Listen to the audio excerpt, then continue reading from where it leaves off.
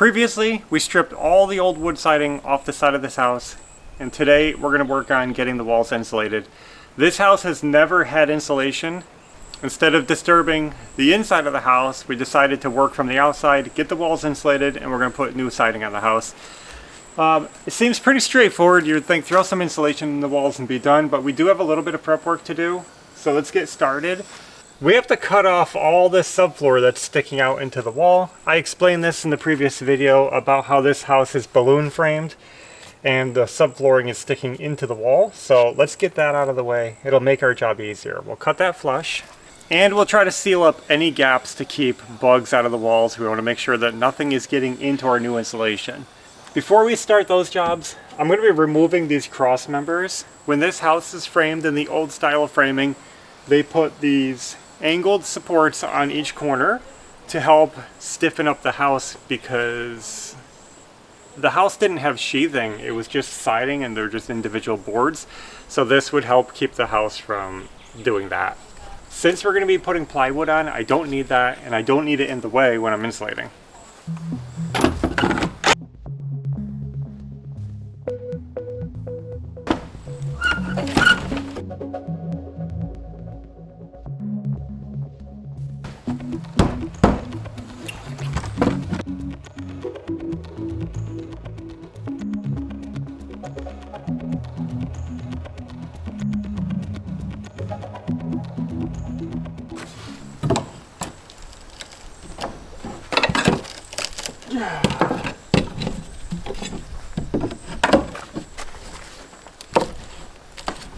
Man, those nails are in there hard.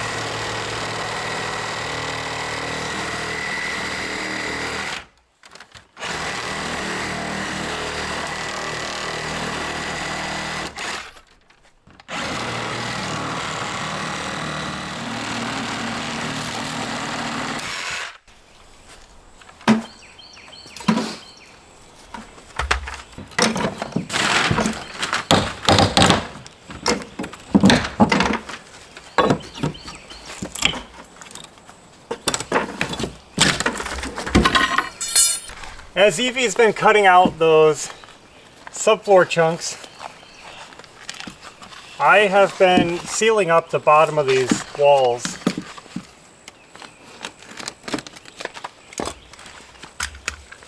Because there is a little crack down here, and I just want to make sure that nothing is getting into our wall. No cockroaches or spiders.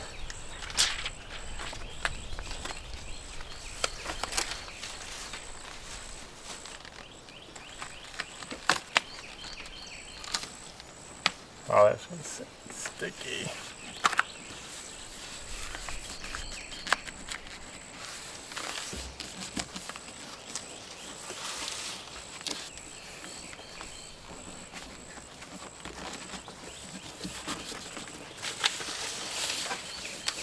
Now, another thing I want to do is seal up these gaps, because there's actually holes, you can see right here, and it goes right into our crawl space. So that means that giant cockroaches can get up into our insulation, mice, anything could get up in there.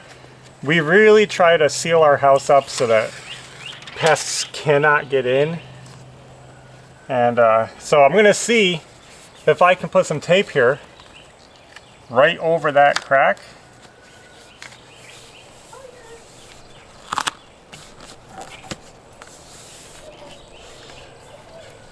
We're going to see how this goes.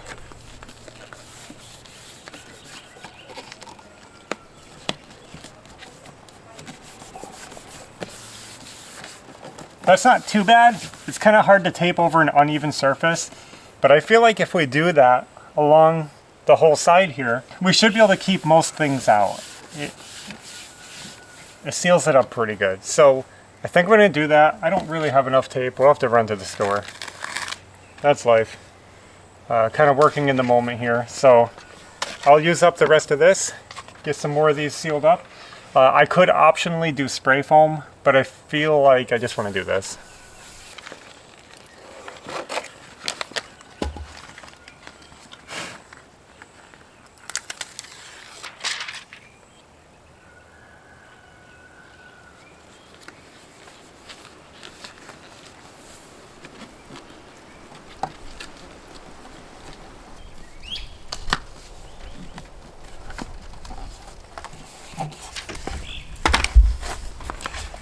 Do you guys see these beams right here? They're not aligned. You see that? It sticks out quite a bit, and that's going to create a big uneven space to span my plywood over. So we're going to be sheathing the wall, and it might not look like much, but it'll leave a big gap, and I don't like that. It's going to make the wall have a bump in it. So I'm going to try to pull it together. I'm going to put a board on the back side of these beams.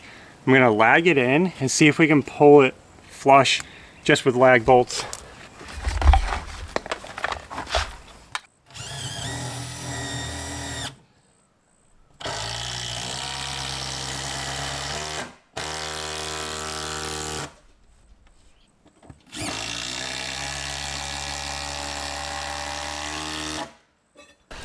Just got back from the store, have a new roll of flashing tape, so let's get right back into it and get these all sealed up nicely.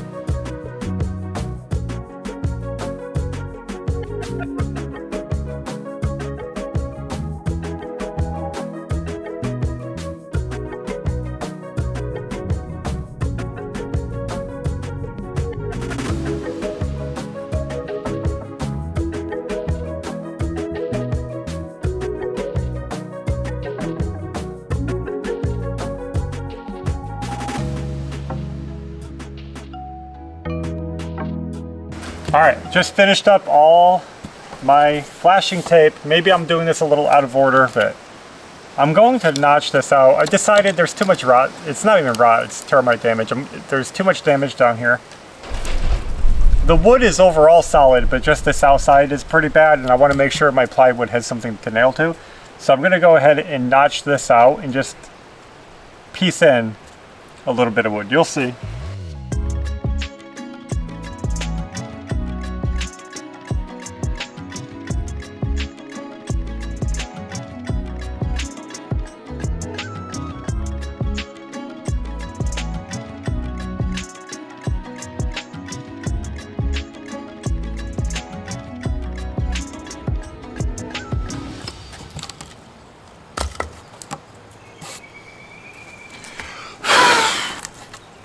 So you can see there's all solid wood in here.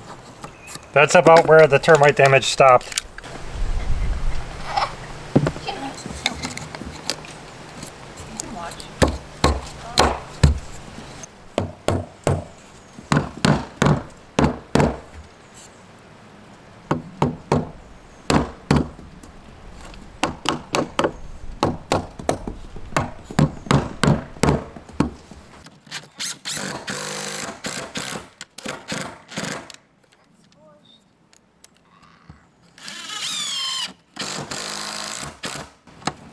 Okay, good. There's some new wood to nail into. Now I made this little L-shaped lumber because that wood in the corner, it's kind of damaged, kind of weak, so I'm going to reinforce it.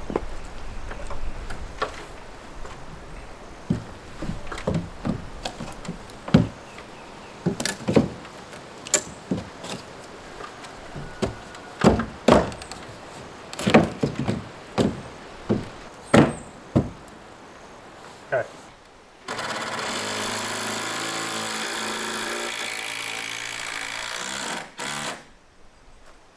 I know what you guys are thinking. Can we install the insulation yet? No. We still have work to do because when we put our sheathing on, it's going to be horizontal. So we are going to put blocking in for the sheathing. Has to be done now. So let's get blocking out these walls. I guess I'll start down here. 17 1/4. 17 1/4.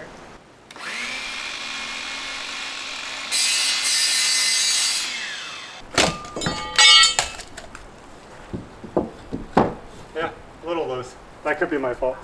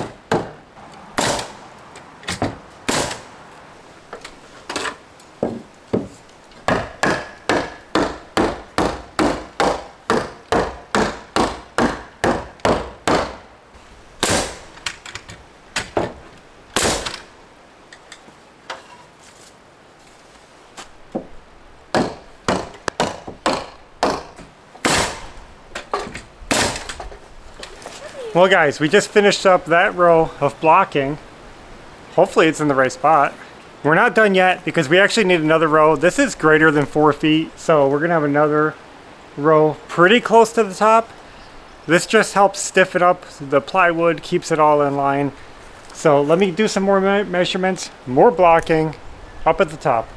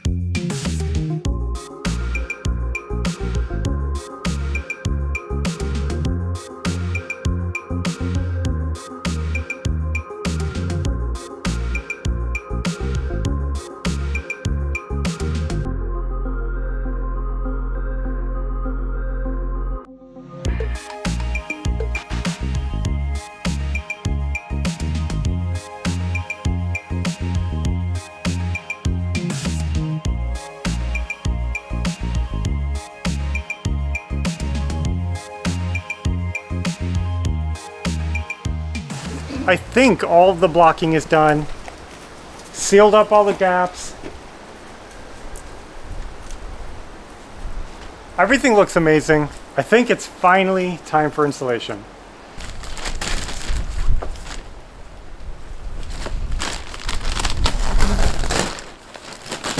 You sure you want to do this right now?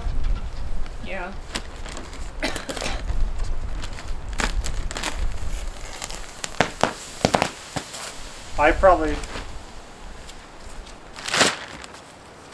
We're going to be using rock wool insulation, and we bought 16-inch bats.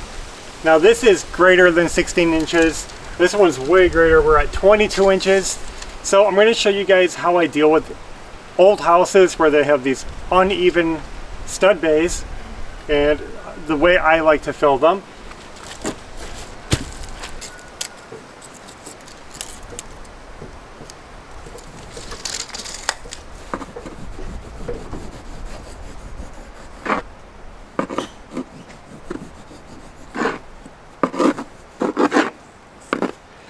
So instead of installing it like long bats and then stuffing it in, I'm just going to be installing them sideways, cut to the width I need, like this.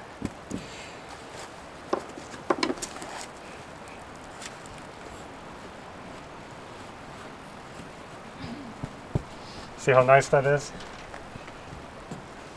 Oh, it's my fault.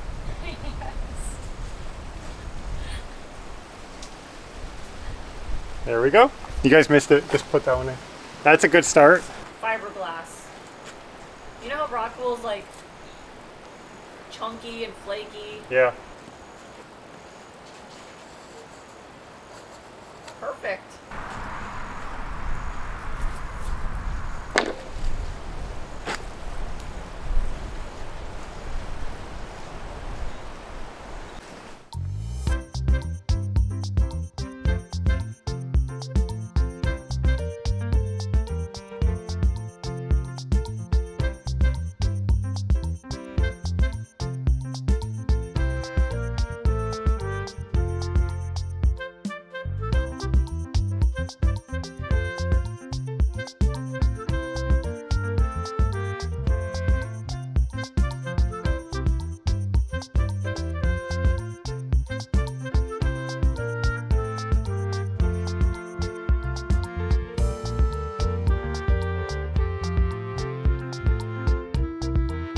We're using mineral wool insulation, and as you see, it does not come with a vapor barrier. It's just the insulation.